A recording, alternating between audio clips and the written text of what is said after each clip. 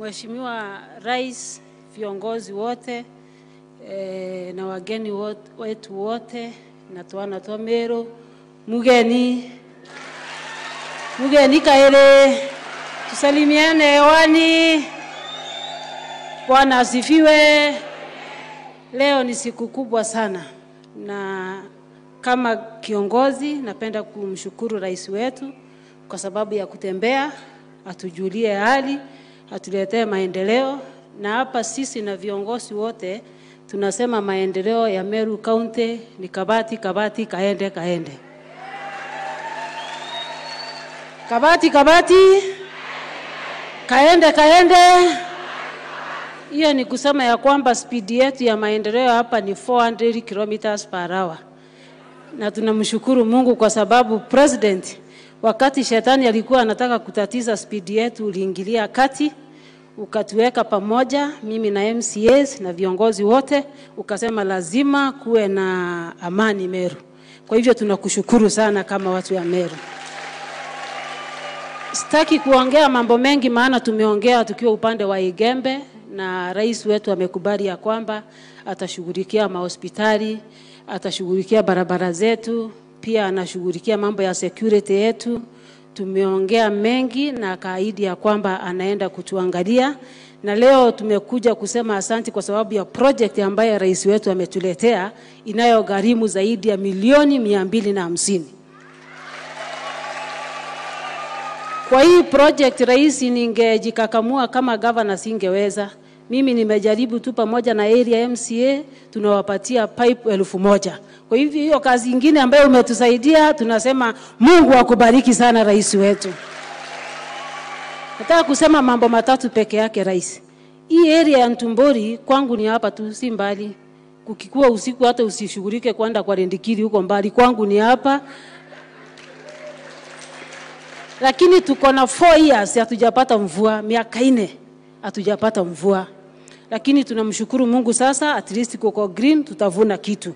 Kuna hii area yetu bwana rais ambaye ni Ntumbori, iko ndani ya Kiberesia ward. Kuna Nkando ambaye iko ndani ya Kerua Nari ward. Kuna Ndunyuruma iko Ruirero Rera ward, na kuna Momoi Kianjae. Ninakuomba rais wangu, kabisa tushughulikie, uone ya kwamba sisi tumekuwa gazetted as arid and semi-arid areas, ili manufaa ya serikali ikifika tusikose kuwa kwa hiyo list. Juzi nimekuwa na wageni, lakini Kiberesi hapa ndani Ntumbori haikuwa, Nkando haikuwa, Ndunyuruma haikuwa. Tunakuomba kabisa utusaidie tuwe gazetted as arid and semi-arid area, majina yetu ingie ndani pale tuweze kupata msaada. Ya pili bwana rais, na kuomba kwa sababu hii area yetu kuna barabara nyingi ambazo umepeana za national government. Kuna moja ninakuomba isisaulike, pengine iko hapo tu, tunasikia kwamba budget ilipeanwa na kuna pesa, lakini tunaomba uangalie unapoangalia zingine ambaye ni kwa muungani ya Mbalia maili 10 iwekwe lami, na ukitufanyia hivyo tutafurahia bwana rais. Ya mwisho rais wetu, napenda kukumbusha ya kwamba Meru Town tumepiga hatua kubwa sana, na tunaomba kwa unyenyekevu unapoconsider zile towns ambazo utapatia ziwe city. Meru Town tuko na population ya over 300,000 ambao wako hapo. Kwa zile ambazo huko umepanga zipate city, sisi tumekamilisha kila kitu. We've met all the qualifications, tunakuomba tupatie hiyo city. Meru iwe city. Na ukifanya hivyo rais wangu, tutasema Mungu akubariki na kuongeza. Na kumbuka hapa Bore ndio ulianza siasa yako, tukiwa UDA, na mkutano wako wa kwanza uliweka Kerua, na tukajua ya kwamba huyu anaenda mbali. Ndio tunakushikilia mpaka leo, tunakushikilia hivi tu. Na mimi kama mama nimesema hiyo kabuti siashirii tena.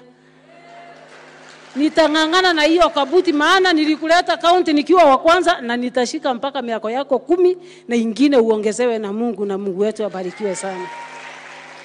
Nikimalizia nataka kusema sisi watu ya Meru hatutafikisha wakati wa kuweka masufuria kwa kichwa. Sisi na maandamano ni kama bingu, hatutakubali kama mama kuandamana na masufuria. Tunajua ya kwamba umepata serikali ambayo ni fogodhari, haina kitu.